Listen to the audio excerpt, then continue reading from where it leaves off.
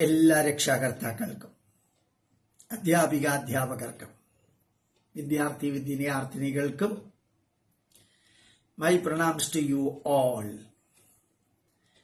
We were discussing something about Sri Ramayana. അല്ലേ, രാമായണത്തെ കുറിച്ചല്ലേ നമ്മൾ പറഞ്ഞുകൊണ്ടിരുന്നത്.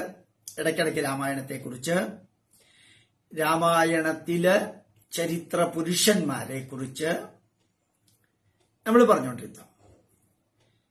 അതുപോലെ തന്നെ രാമായണം എഴുതിയ വാൽമീകി മഹർഷിയെ കുറിച്ച് നമ്മൾ പറഞ്ഞു അല്ലേ. എന്താ നമ്മൾ പറഞ്ഞത്? കാട്ടാളൻ മഹർഷിയായി മാറിയതിനു ശേഷമാണ് രാമായണം എഴുതിയത്. അതായത് വളരെ തിന്മ ചെയ്ത ആള്, those who are in the bad side, he became himself good, then he became very good, then he became perfect ആയതിനു ശേഷമാണ് രാമായണം എഴുതിയത്. തപസ് ചെയ്ത് പെർഫെക്റ്റ് ആയി. എന്നിട്ട് വാൽമീകി മഹർഷിയുടെ കാലഘട്ടത്തിൽ ജീവിച്ചിരുന്ന രാമനെ കുറിച്ച് എഴുതി. അദ്ദേഹത്തിന്റെ കാലഘട്ടത്തിൽ ജീവിച്ചിരുന്ന ദശരഥനെ കുറിച്ച്, രാമനെ കുറിച്ച്, ഭരതനെ കുറിച്ച്, ശത്രുഘ്നെ കുറിച്ച്, രാവണനെ കുറിച്ച് എല്ലാം എഴുതി. എഴുതിയപ്പോ ഒന്ന് ആലോചിച്ച് നോക്കണം നിങ്ങൾ. 24 അക്ഷരങ്ങളാണ് ഗായത്രി മന്ത്രത്തിലുള്ളത്.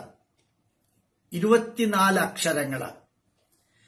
ആ 24 അക്ഷരങ്ങള് ആദ്യാക്ഷരം വരത്തക്ക വിധത്തിലാണ്. ഓരോന്നും ആദ്യാക്ഷരം വരത്തക്ക വിധത്തിലാണ്. ഒന്നാമത്തെ അക്ഷരം ഉപയോഗിച്ച് രാമായണം ആരംഭിച്ചു. രണ്ടാമത്തെ അക്ഷരം 1001 ശ്ലോകം, മൂന്നാമത്തെ അക്ഷരം 2001 ശ്ലോകം, നാലാമത്തെ അക്ഷരം 3001 ശ്ലോകം. അങ്ങനെ 24 അക്ഷരങ്ങൾ കൊണ്ട് 24,000 ശ്ലോകങ്ങളുള്ള രാമായണം എഴുതി. എത്ര പെർഫെക്റ്റ് ആയിട്ടാണ് എഴുതിയതെന്ന് നോക്കാം. whenever we are doing something, do it perfectly, അല്ലേ? മാത്രല്ല, രാമായണത്തില് ഒരു ഗ്രാമർ തെറ്റുപോലുമില്ല. സിംഗിൾ ഗ്രാമർ തെറ്റുപോലും ത്രേതായുഗത്തിൽ എഴുതിയ രാമായണത്തിൽ ഇല്ല. So whenever you are writing something, whenever you are doing some work, do it perfectly. Do it perfectly, അല്ലേ? ആ രാമായണത്തിലെ ശ്ലോകങ്ങള് എല്ലാം കൃത്യം പദ്യം എഴുതുന്ന നിയമത്തിലാണ് എഴുതിയിരിക്കുന്നത്. കൃത്യമായിട്ട് 24,000 ശ്ലോകങ്ങളും അക്ഷരങ്ങളുടെ എണ്ണത്തില് കൃത്യത പാലിച്ചുകൊണ്ടാണ് രാമായണം എഴുതിയത്. അപ്പോ അക്ഷരങ്ങൾ തിരഞ്ഞെടുത്തത്, വാക്കുകൾ തിരഞ്ഞെടുത്തത്, വാക്കുകളുടെ എണ്ണം തിരഞ്ഞെടുത്തത്, വരികൾ തിരഞ്ഞെടുത്തത്, ഓരോ വരികളിലുമുള്ള അക്ഷരങ്ങളുടെ എണ്ണം, ആ വാക്കുകൾ ഏറ്റവും യോജിച്ചതാവാൻ, വാക്കുകളും വരികളും ചേരുമ്പോൾ ഗ്രാമർ തെറ്റില്ലാതിരിക്കാൻ എല്ലാം ശ്രമിച്ചുകൊണ്ടാണ് വാൽമീകി മഹർഷി രാമായണം എഴുതിയത്. എന്തെങ്കിലും നമ്മൾ ചെയ്യുമ്പോൾ, my dear students, my dear parents, teachers, do it perfectly. ചിലപ്പോൾ 5 മിനിറ്റ് കൂടുതൽ എടുത്തേക്കാം, എന്നാലും do it perfectly, do it efficiently, do it effectively. Valmiki Maharshi എത്ര ദിവസം എടുത്തിട്ടാണ് രാമായണം എഴുതിയതെന്ന് ആരും ചോദിക്കില്ല. ചോദിക്കൂ ആരെങ്കിലും, എത്ര ദിവസം എടുത്തു വാൽമീകി മഹർഷി രാമായണം എഴുതാൻ? പക്ഷെ രാമായണം കയ്യിൽ കിട്ടിയപ്പോ അത് പെർഫെക്റ്റ് ആണെന്ന് എല്ലാവർക്കും മനസ്സിലായി.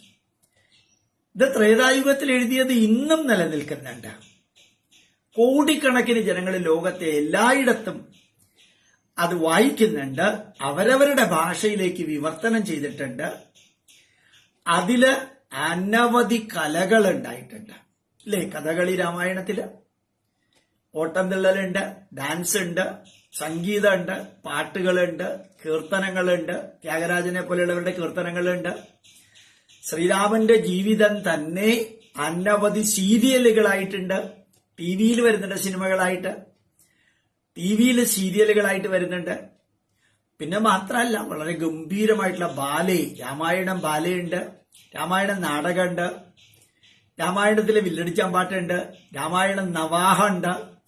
ഇതൊക്കെ വാൽമീകി മഹർഷി, രത്നാകരൻ എന്ന കാട്ടാളൻ വാൽമീകി മഹർഷി ആയതിനു ശേഷം എഴുതിയ പെർഫെക്റ്റ് ഗ്രന്ഥമാണ്. ഓരോ വിദ്യാർത്ഥിയും ഓരോ മാതാപിതാവും ഓരോ അധ്യാപകനും നമ്മൾ ചെയ്യുമ്പോൾ പരമാവധി പെർഫെക്റ്റ് ആവാൻ ശ്രമിക്കുക. എന്തു കുറവുണ്ടെങ്കിലും പരിഹരിക്കാൻ ശ്രമിക്കുക. എത്ര നന്മയുണ്ടെങ്കിലും ലോകം അത് ഓർമ്മിക്കും. അതുകൊണ്ട് നമ്മൾ ചെയ്യുന്നത് നമുക്ക് വേണ്ടി മാത്രമല്ല, ലോകത്തിന് വേണ്ടിയാണ്. അത് കാലാകാലം നിലനിൽക്കും. അടുത്ത കാലത്ത് എഴുതിയ പല പുസ്തകങ്ങളും നമുക്ക് ആർക്കും അറിഞ്ഞുകൂടാ. പക്ഷേ ത്രേതായുഗത്തിൽ എഴുതിയത് ഇന്നും ഉണ്ട്, മറക്കരുത്. പല 18 പുരാണങ്ങളിലും 18 ഉപപുരാണങ്ങളിലും രാമായണത്തിന്റെ ഭാഗമുണ്ട്. മഹാഭാരതത്തിലും രാമായണത്തിന്റെ ഭാഗമുണ്ട്. എത്ര ഗംഭീരാണല്ലേ?